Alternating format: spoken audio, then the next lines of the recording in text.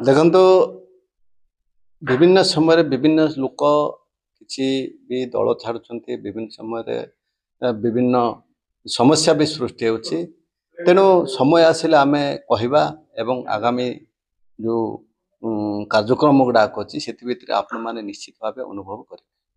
तेणु विशेषकर मुझे तो कहि आम रायगढ़ जिला 3टा निर्वाचन मंडल रे समस्त कर्म एकजुट अच्छा आम प्रत्येक स्तर में आगामी दिन में राज्य नेतृवृंदर सहित कथा प्रत्येक कर्मी ठार आरंभ कर जनसाधारण पाखे पहुँचबू एवं आम समस्त ठारू भल प्रदर्शन करूँ। आगु को पंचायत निर्वाचन अच्छे दल किभली निज संगठन को सुदृढ़ कर संगठन आगुरी अच्छी आम समस्त पाक जाकरी किपरि भाव में अधिक अधिक किमती संगठित हेब एवं अधिक अधिक किमती आम समस्ते मिलित भाव आगामी पंचायत निर्वाचन रे भल कार्य करूँ। एन भास्कर एक अभियोग आनी कि दल में विकासमूलक कार्य जहाँ होता बाधक होता जे नहीं से दल छाड़ी कौन एमती अभियोग को कौन कह ना आपण मैंने पचारवा कथा दीर्घ वर्ष थिले तांके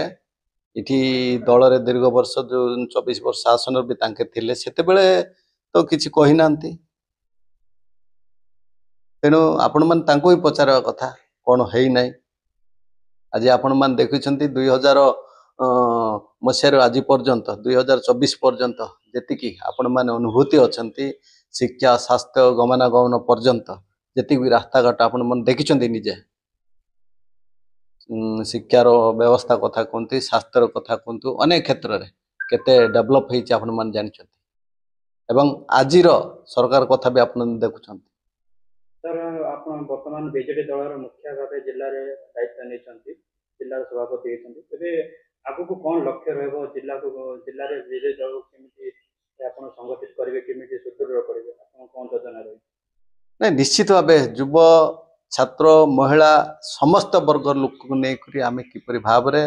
आम आगू बढ़ू समस्त कंटाक्ट रे किपरि भाव में ये जनसाधारण मानकर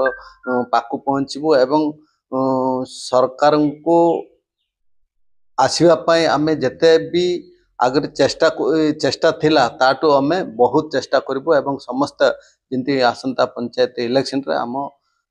रायगढ़ जिले में जो 11टी ब्लॉक अच्छी एवं 3टी म्युनिसिपालिटी